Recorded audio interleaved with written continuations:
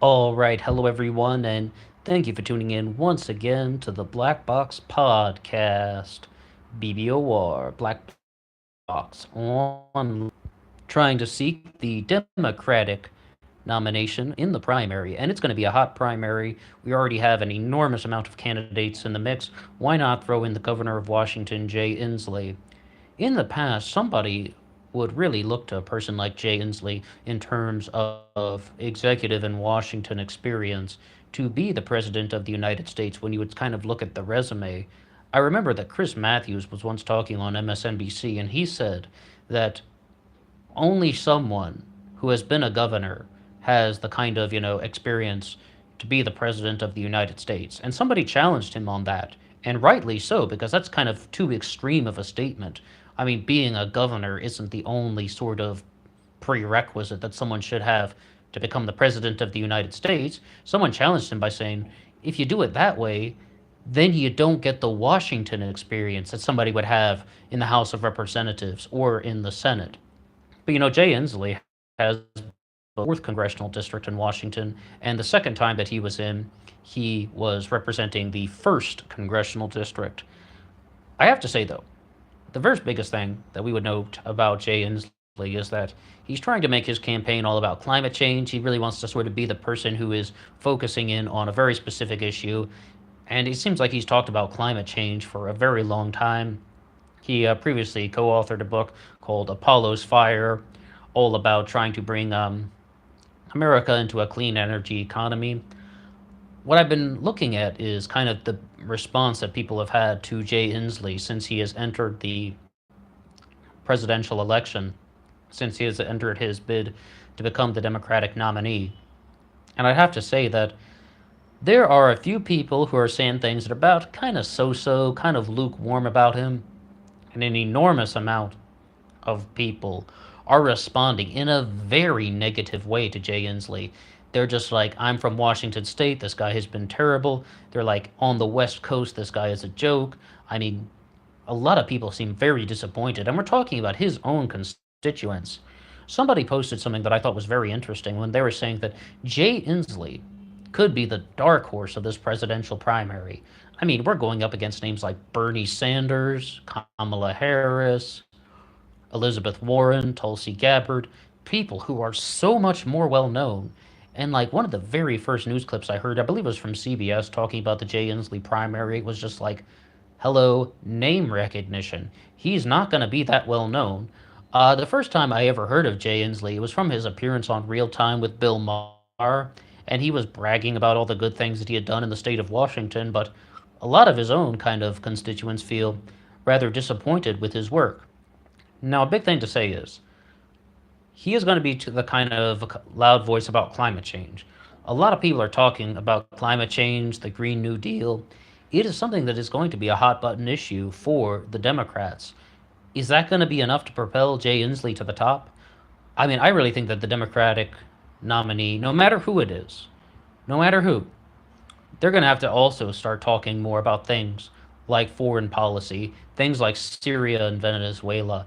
They're going to need to be talking about also, as boring as it sounds, trade agreements and the economic relationship between nations like China and Russia, emphasis on economic relationship.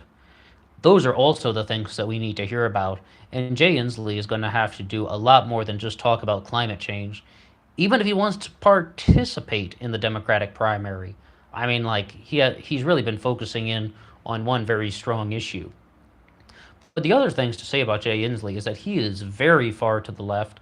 He openly said, though, I mean, this is kind of just a very commonly well known statement now, that he did not win his reelection bid for the House of Representatives in the 4th Congressional District because he supported a ban on assault weapons. He supported a federal assault weapons ban.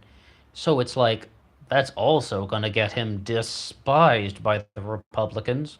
And I mean, even a lot of the Democrats who are very pro Second Amendment, once that stuff comes up that he voted for that. And Jay Inslee was completely aware of that back in 1994. So it's like, I mean, we're dealing with a lot of things that the Republicans are absolutely not going to want to hear. The Republicans do not want to talk about the New Deal. Conservative Democrats do not want to talk about the New Deal. The kind of moderate centrists do not want the Green New Deal. They do not even want to kind of look toward the clean energy plan. I mean, I can't speak for all of them. That's kind of the overall sentiment that has been expressed. So, what are Jay Inslee's realistic chances of winning the nomination? If you had asked me up until 2 days ago, I would have said zero, zilch, nada, niente, absolutely not. I did think it was an interesting comment, though, that someone left when they said he could be the dark horse of the election. Well, here it is right now in March of 2019, right? What does that mean? That means that we are still really early on. And in this early on time, so many Democrats are saying three words: Bernie or bust. I noticed that the Republicans are just like, absolutely not. We don't want this guy. He's talking about the Green New Deal. He supported the assault weapons ban back in 1994 and stuff like absolutely contrary to our agenda. A lot of the progressive Democrats are saying the people who will actually vote in the primary are saying we only want Bernie Sanders. Bernie or no one. And what I also notice in America right now is we have a lot of people who are getting behind other nominees like Beto O'Rourke, Kamala Harris. Other people are getting behind Elizabeth Warren in a very small pocket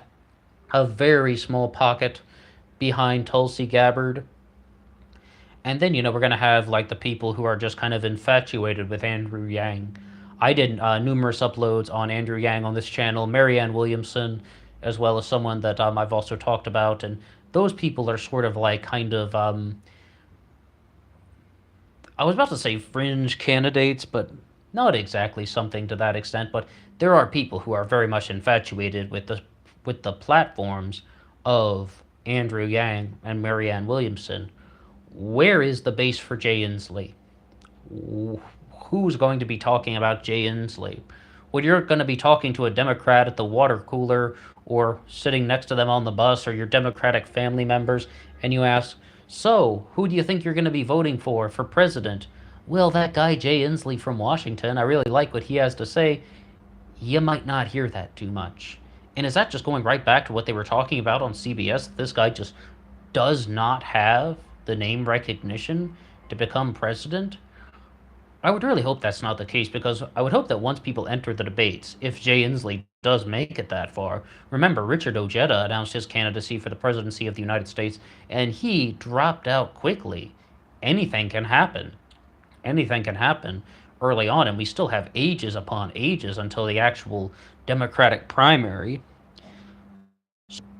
I think it's a very big uphill battle for Jay Inslee, and I'm noticing that both Democrats and Republicans don't seem to be too fond of him. They don't seem to like him too much, and there is just that very powerful kind of Bernie camp. The Bernie supporters are becoming larger. A lot of people are just trying to dismiss Bernie Sanders and his followers as still, some just sort of outlying kind of fringe movement, but they're not. They're actually kind of moving toward the mainstream. And it's very possible that Bernie will have the largest following going into the debates. It's very possible that Bernie Sanders and Kamala Harris, and if Joe Biden enters the race, will have a very large following as well. Will somebody like Jay Inslee, the governor of Washington, have those type of numbers? Absolutely not. No way. So somebody was just sort of saying that he could be the dark horse who is just going to kind of surprise everybody in the end. But how much do people actually make of kind of the political resume right now? We talked about Jay Inslee being governor of Washington, multi-term congressman from the 1st Congressional District of Washington, also represented the 4th Congressional District back in, what was that, 1993 to 95? So executive experience from a state plus in familiarity with Washington. I mean, those things used to be kind of the what people would look for when you would want to have somebody in the White House. However, the president in the White House right now is none other than the former host of The Celebrity Apprentice, the guy who used to build casinos and resorts and hotels, and He is Trump, the Donald, whatever you'd like to call him. Doesn't mean anything anymore. I mean, anything is fair game. It doesn't mean that you have to be a governor or you have to be a senator to go on to the presidency. You can have all those conversations. You're going to have any sort of outcome or result from someone who is going to be the president. Anyone can do it. There is no sort of like bullet point checklist that you have to be off. All right, well, he's familiar with Washington. He's familiar with running a state like an executive. Anything's possible. So, I mean, that's kind of a shame, actually, that, someone would be trying to build up sort of a political resume or something like, first they were in the House, they were a governor, and they might actually have some things about the more mundane issues, like, okay, well, this is how you kind of balance a budget when you're trying to run a state. And when I was even listening to Lincoln Chafee, the former governor of Rhode Island, when he was on it was actually that thing called the Nightly Show, Larry Wilmore. Anyone remember that? And they're like, what are you going to do in your first 60 days in office? And he's like, okay, here's what you do. And like, you're going to build a team. You're going to hire these people. I was a mayor. I was a governor. This is how you do it. This is how it's done. That's kind of good. Someone who was a mayor and a governor knows how to be a large level executive. So there is some kind of value to that. But when we want to look at Jay Inslee's actual chances of getting elected, it's going to be very small. And I am somebody who is somewhat skeptical and distrustful of politicians. What? What? Politicians don't always tell the truth? Of course not. And it's like someone once told me that I'm always trying to find fault in politicians, and like, you can't just accept that someone's telling the truth because they genuinely believe it. When they're running for president, not necessarily. Is Jay Inslee trying to launch something else about his career? I mean, like, is he trying to further his own career so he can climb the ranks in the Democratic Party, become a more affluent member, maybe write another book, maybe become a political commentator in the future, or and possibly, very possibly, start thinking about 2024? I mean, I think a lot of the people who might be talking about running for president might be anticipating something with 2024. But at the same time, Jay Inslee is going to have to talk a lot more about the issues, healthcare, foreign policy. He's also going to have to talk about what he's going to do with education, as well as some other things like the agriculture department. On this channel, I've mentioned that I was reading Tim Ryan's book. Tim Ryan is the congressman from the 13th Congressional District in Ohio. I was reading his book, The Real Food Revolution, and he gives a very detailed plan about the Farm Bill and the agriculture department and the ways you can modify it. And where's that going to be from Jay Inslee? I mean, some guy who is probably going to have to try and charm the crowds a lot, and he's not really going to drum up a lot of support. Not to mention, if you're going to be someone who really isn't that well known, going up against some of the biggest names in the Democratic Party, I mean, Joe Biden, the former vice president of the United States, very likely to run, but Bernie has become kind of just a famous celebrity in his own right. Not to mention that Bernie more than tripled his net worth since he started running for president in 2015 or something like that. There's something like that. It's like, I mean, granted, Bernie wasn't rich when he started. He had a net worth of like $478,000 or something like that, and now it's grown to like 2 million. Definitely not somebody like Donald Trump kind of rich, but Bernie Sanders never really intended to do that. Bernie's always been more about political power as opposed to financial means or something like that. But we want to look at the Democratic field right now that Jay Inslee will be a part of.